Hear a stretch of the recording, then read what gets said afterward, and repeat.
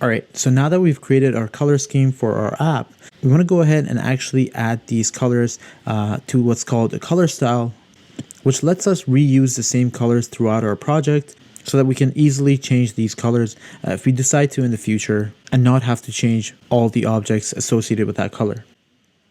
So let's go ahead and select the first color here. I'm going to hold Command here and click on it. Where it says fill, you're going to go over here to where there's the 4-dot icon over here called style.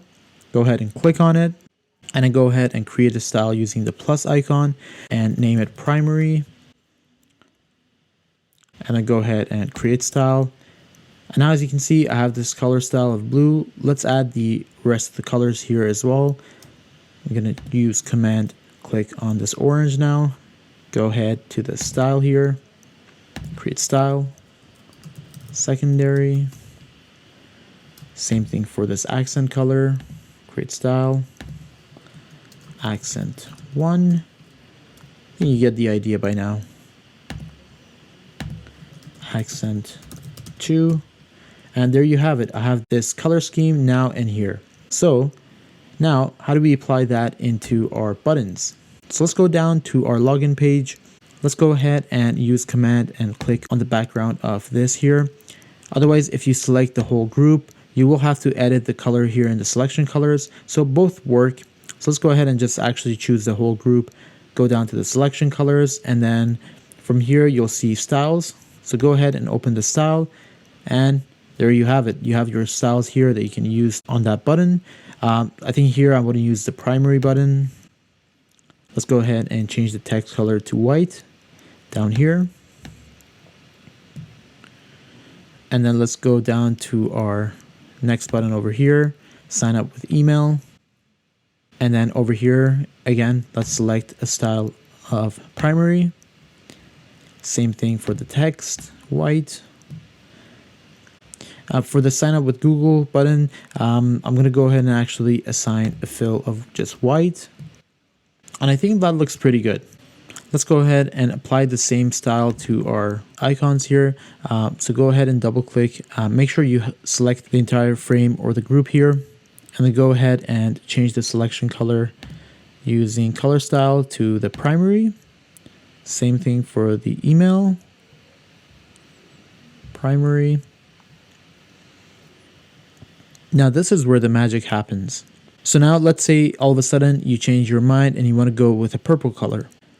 You can simply choose one of the elements using that color style, head on over here, go ahead and click on it, and then choose edit style. And you can go ahead and now change this color. So let's make it maybe a purple color. And now as you can see, everything in the project using that color is changing. And you can imagine how cool that would be if I had multiple pages designed here. But even here within this one group, that's super cool. We can go ahead and just play around with this and change our primary color if we choose to.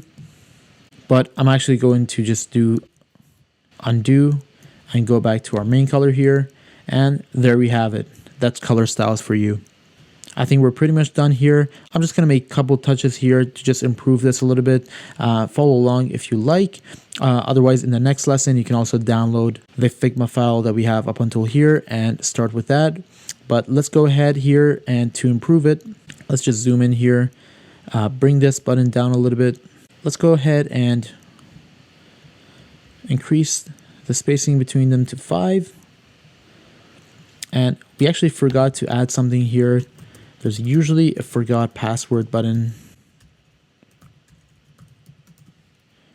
I'm going to add as a text, give it a color white, and change the thickness to bold. And let's just go ahead and place that over here. That looks good. I'm going to move this divider up a little bit until I have maybe a spacing of, let's try to do 55 pixels here. And then let's bump these up and try to get the same.